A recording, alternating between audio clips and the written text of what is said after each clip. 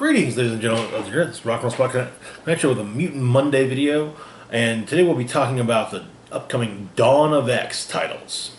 Now, about a month ago, I basically listed what I was hoping to see and what I was thinking we'll see once the two upcoming bi-weekly miniseries from Jonathan Hickman, House of X and Powers of X, are completed in the way of new ongoing X titles.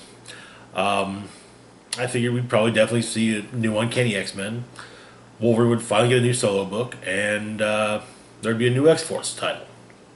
And there'd also be a title or two would spin out of House and Powers of X that would be completely new ideas that I wouldn't even begin to have an idea for a name on. So I didn't bother with coming up with titles for them. So over the weekend was San Diego Comic-Con, and Marvel unveiled the Dawn of X titles, which are the post-House and Powers of X titles. So here we go. We've got, first off, as the core of the X-Men line is X-Men. Simple enough. Written by Jonathan Hickman and drawn by Lionel Francis Yu. It has an undefined lineup at the moment, though the cover of the first issue does show every named character from the Summers family. We got Corsair, Cyclops, Havoc, Vulcan, Cable, and Prestige, as well as Jean Grey and Wolverine. So the concept for the title, given in the solicit, is it's the saga of Cyclops and his handpicked squad of mutant powerhouses, though Corsair isn't a mutant. So, yeah. Next up is Marauders. Now, this one, initially, when I first saw the title, struck me as odd, because the Marauders are a team of, killers. These are guys that did the Mutant Massacre, Now, this is a different team completely. But Marauders will be written by Jerry Dugan of Despicable Deadpool and Wolverine Infinity Watch, and Matteo Lolli. The lineup will consist of Pyro, Iceman, Storm, Bishop, Emma Frost, and Kitty Pryde, who also brings Lockheed with her. The concept is as follows: protecting the mutants of the world from hatred and fear with backing from the Hellfire Trading Company. And it kind of the solicit itself kind of implies that they'll be on a boat. So they're on a boat. Next up, we've got Excalibur, written by Tini Howard and with artist Marcus Toe. The lineup consisting of Richter, Jubilee, Rogue, Gambit, Captain Britain, and Apocalypse, which is a weird addition to an X-Men team, but hey, I guess we can go there. Also, it should be noted that Captain Britain is actually, in this, is Psylocke and not her brother Brian. The concept is basically, it's the team exploring the connection between mutants and the world, as well as Otherworld.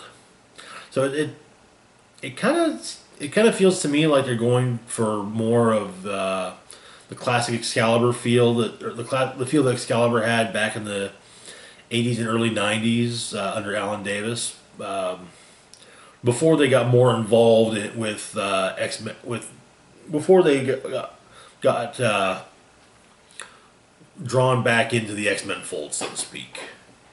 For a good portion of the first Excalibur series, they dealt with more extra-dimensional stuff. Extra-dimensional and fantasy stuff, as opposed to mutant problems. So, even though the team consisted of three longtime X-Men, or of three well-known, or at least somewhat well-known X-Men, so yeah. Anyways, moving on to Fallen Angels. Written by Brian Edward Hill and drawn by Zyman Kodransky. The lineup is Quanon, the Asian assassin who swapped bodies with Psylocke back in the day, X-23, and Cable. And the concept is that Cable and X-23 joined Quenon on a personal mission that could jeopardize all mutant kind. Next up we have X-Force. Written by Ben Percy, drawn by Joshua Cassara. The lineup consisting of Wolverine, Jean Grey, Beast, Kid Omega, Colossus, Sage, Domino, and Black Tom. I think Black Tom's going to be joins up in over the course of the first issue, of the first arc. Now the concept is that they're the CIA. X-Force is the CIA of the mutant world. Part intelligence branch, Jean, Sage, and Beast, and part special ops, Wolverine, Kid Omega, Domino. In a perfect world, the existence of X-Force wouldn't be necessary. This isn't that world. Yet. And finally we've got New Mutants. Yeah.